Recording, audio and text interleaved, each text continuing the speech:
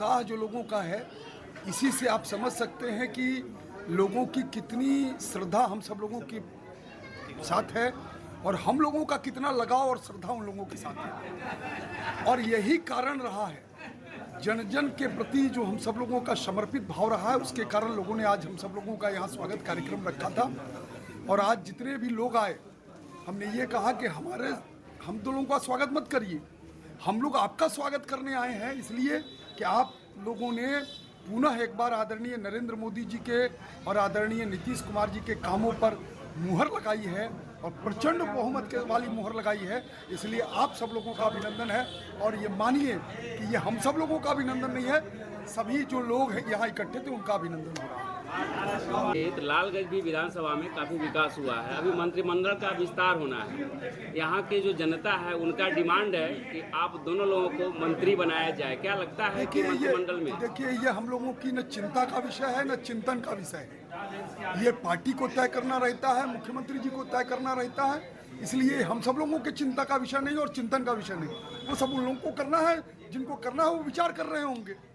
जनता हम सब लोगों के प्रति इस भाव को रखती है कि मंत्रिमंडल में इनको शामिल किया जाए, इसके लिए सभी जनता का हृदय से आभार है।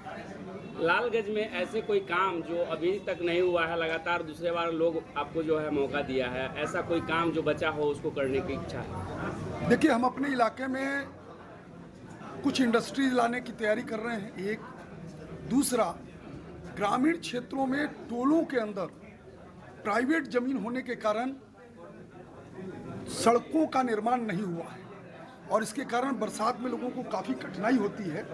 उन बसावटों तक सड़क पक्की पहुँचे, ये हमारी प्राथमिकता का विषय रहेगा। एक सवाल, भारत रत्न की मांग किया जा रहा है, उस पर क्या कहेंगे? देखिए, ये उसका एक पूरी प्रक्रिया है। हम सब लोग भी चाहेंगे कि ऐसा हो, लेकिन उसकी पूरी प्रक्रिया है। उस प्रक्रिया से गुजरने वाले लोग स्वाभाविक रूप से, देखिए पहले क्या था, पहले लोग पैरवी पर जाते थे। भारत रत्न, पद्म भूषण, पद्म विभूषण, पद्मश्री, ये पैरवी पर मिलता था। लेकिन आज आप तय मानिए कि आज उचित लोगों को मिल रहा है। आप और हम जिन लोगों को जानते नहीं हैं, सुदूर गाँवों में कोई सेवा का काम कर रहा है तो उसको भारत की सरकार बुला करके पद्म भूषण, पद्मश्री दे रही है। तो हम लोग ये जरूर मानते हैं कि बिहार की जिस प्रकार से आदरणीय नीतीश कुमार जी ने सेवा की है, वो विचार चल रहा होगा सरकार के स्तर पे, ये आगे आने वाले समय में तय हो जाएगा। मांझी जी ने मांग की है कि नीतीश जी को मिलने चाहिए बात। बिल्कुल बिल्कुल, हम तो कह ही रहे हैं। किसी त्याग की मांगे तो उनको हटा दे, पार्टी से निष्कासित। अब ये विषय तो हम लोगों का नहीं है, पता नहीं क्या है, वो हमारी जानकारी में नहीं है। लेकिन मांझी जी ने कहा है और हम सब लोग, बिहार की जनता क्यों नहीं चाहेगी कि हमारे विकास पुरोधा को भारत रत्न मिले, क्यों नहीं चाहेगी? मानिए इस बार सनातन की ही सरकार आएगी। वैशाली के लोकप्रिय विधायक हैं आप, और आपका जो है वो चेहरा जो है लोगों के दिल में बस गया है। जिस तरह से स्वागत किया गया है, इसके लिए क्या कहेंगे वैशाली की जनता को? देखिए, प्रचंड जीत मिली इस चुनाव में और इससे हम लोग की भी चिंता बढ़ गई है। चिंता ये बढ़ी है कि लोगों ने जितने उम्मीद से मुझे चुना है, जवाबदेही हम लोग के सर पर और बढ़ गई है। तो जितनी जनता की अपेक्षाएं हैं, हम लोग से अपेक्षाएं हैं, उन सबको हम लोग पूरा करने का काम करेंगे।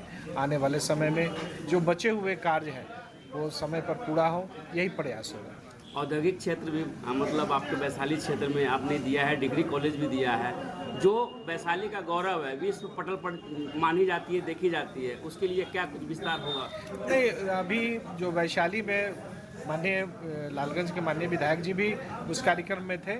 हमारे डिप्टी सीएम और सीएम साहब ने जाके वैशाली में जो बुद्ध स्तूपा का उद्घाटन किया था, उसके साथ साथ वहाँ और भी इंफ्रास्ट्रक्चर के क्षेत्र में काम होने हैं।